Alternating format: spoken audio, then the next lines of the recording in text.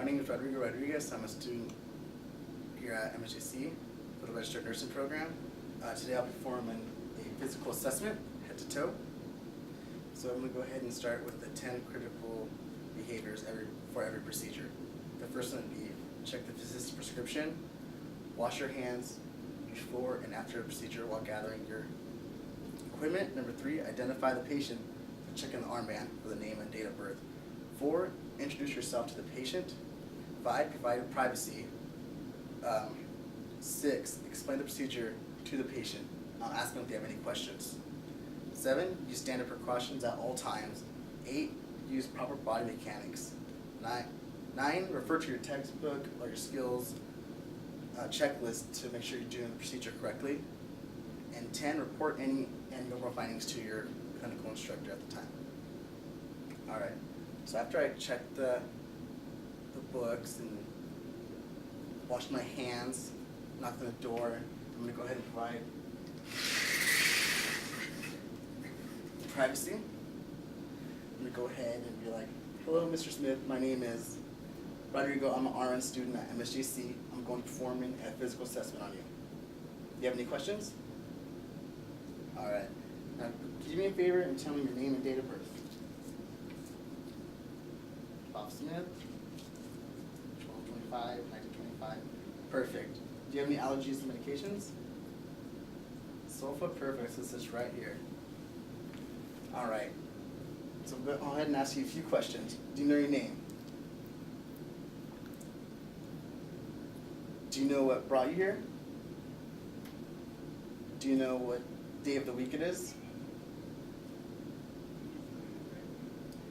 And do you know where you're at?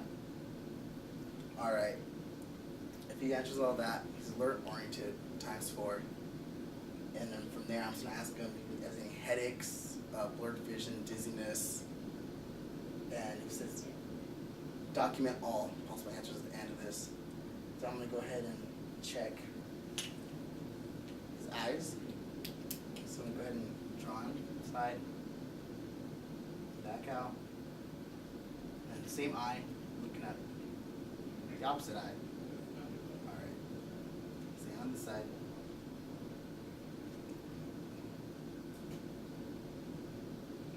All right. We're looking for the pupils to are equal and they react into light. Make sure they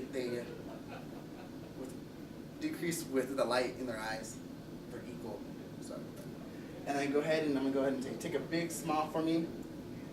All right. Now open your mouth, open wide. Check the back. Scare your tongue. Go ahead and swallow for me. All right. I'm gonna check the teeth. Make sure they're all intact. Okay. Make sure to check the oral mucosa, make sure it's not cyanotic, make sure it's nice and pink. I'm going to check the ears, and if he's talking to me normally, that's a good indication of I'm going to go ahead and just say, hear that? On both sides. I'm going to ask him, do you have any history of auditory issues? Do you wear hearing aids? Also with the vision, if he doesn't have glasses on, do you have a history of vision problems? No? Okay. I'm going to go ahead and move down to the neck. Inspect it. See if I'm going to go ahead and check the carotid pulse.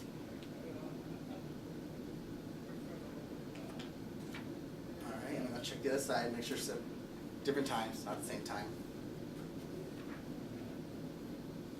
Alright, and then since it's at a 45-degree angle in bed, I could also check for Brute on each side. Carotid pulse.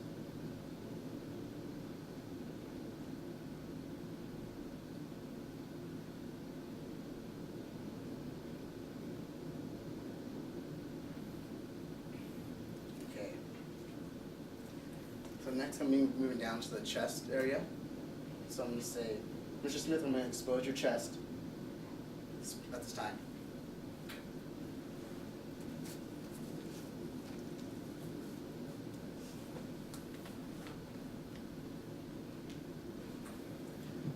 First thing I'm going to do is inspect the chest, check its breathing right now, make sure it's equal chest rise and fall, symmetrical, Make sure you have no like little segments, no thorax or anything abnormal at this moment. So once the inspection's all done, you could even palpate if you even wanted to. Make sure ask them if there's any pain, any chest pain at this moment. So I'm gonna go ahead and start now. Mr. Smith, I need you to take a deep breath every time I move the stethoscope. Deep breath. Deep breath. Deep breath. Again.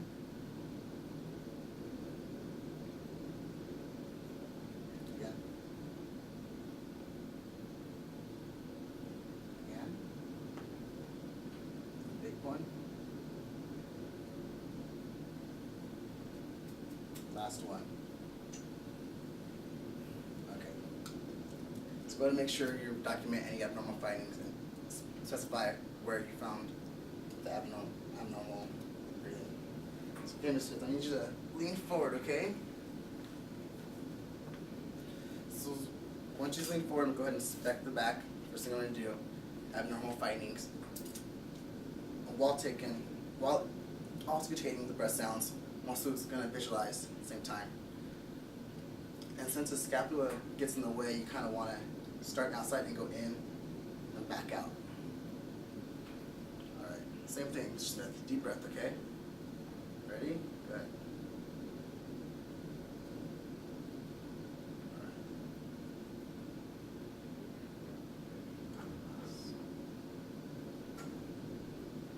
Deep breath. Deep breath.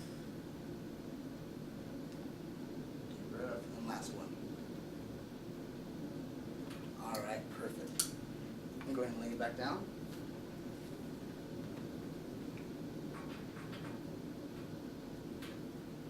Okay, and I'm going to go ahead and put this gown back on you. Well, actually, you know what? It's right here, the heart. All right, so now I'm going to go ahead and check your heart, starting with the aortic valve, which is the second intercostal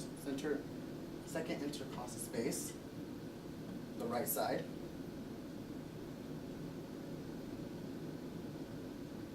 Okay. Pulmonic.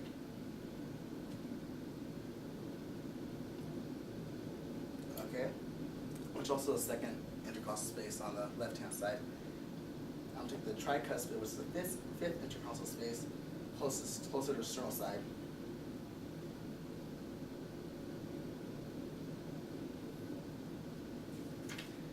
Check the apical pulse, which is fifth intercostal space midline.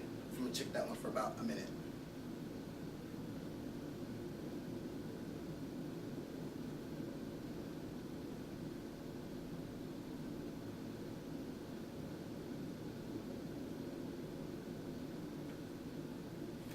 So once I check that for a minute, that'll give me an exact rate of the pulse.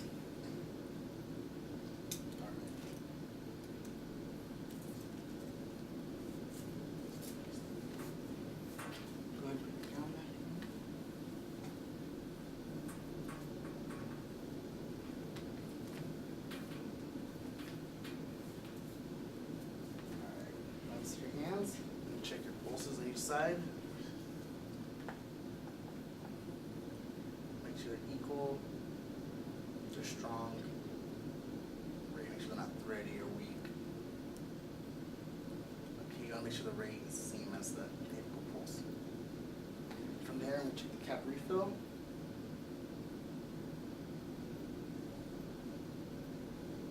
Both sides. Make sure under 2 seconds, make sure you have good circulation. Also indicator of dehydration. All right, go ahead and squeeze my hands. All right, push down on them. Now, resist. Okay, perfect. Go ahead and check the abdomen for you, okay? Make sure not to expose them. Gonna inspect the area. For any abnormal findings, any previous scars. Ask them, Mr. Smith, are you in any pain right now? Your abdomen area. No? Okay. Go ahead and auscultate first before palpating. All 4 quadrants. Now, if no sound is heard in a quadrant, let's do that for at least 5 minutes in each quadrant. Could meaning up to 20 minutes.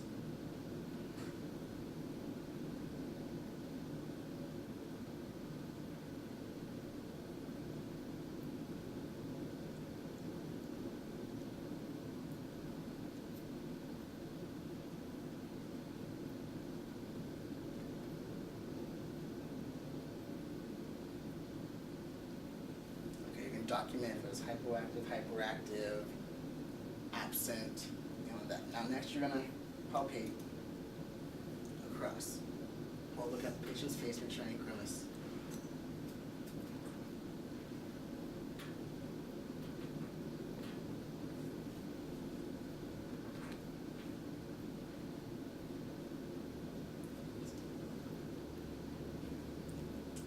Okay?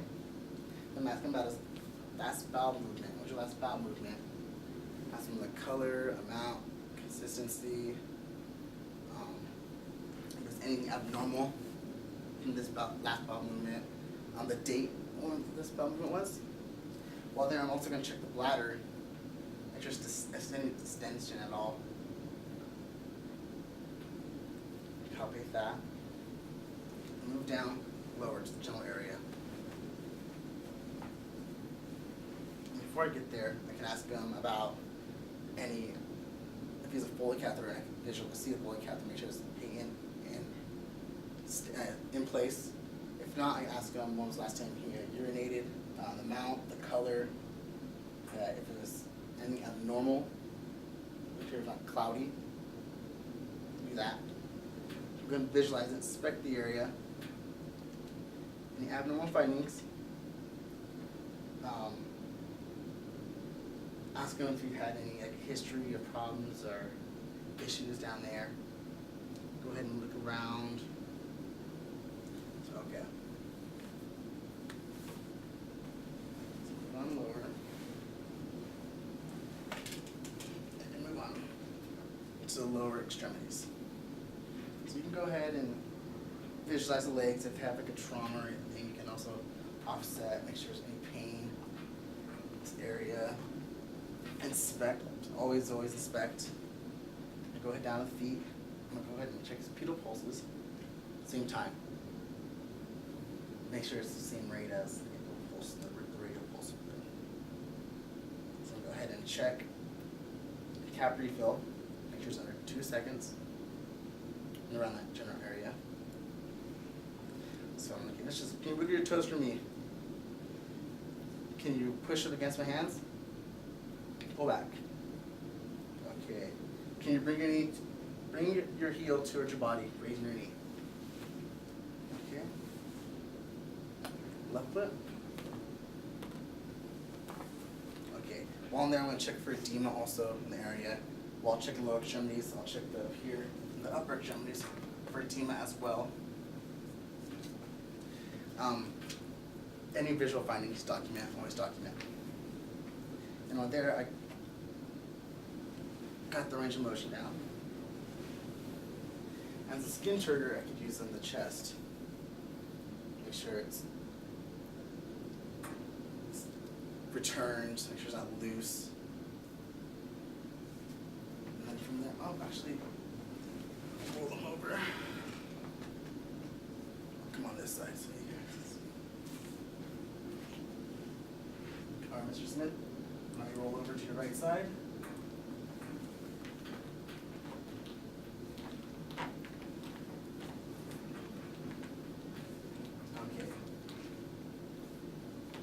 So I'm inspecting the back, neck, back of the arms, anything abnormal, any previous scars, surgical scars, anything, just inspecting.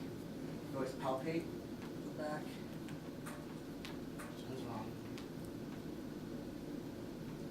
Check his butt off to make sure. See, he has a little bed sore right there.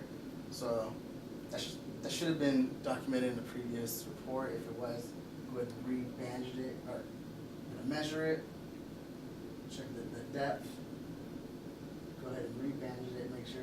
Ask him if there's any pain on that. I'm also going to check all over.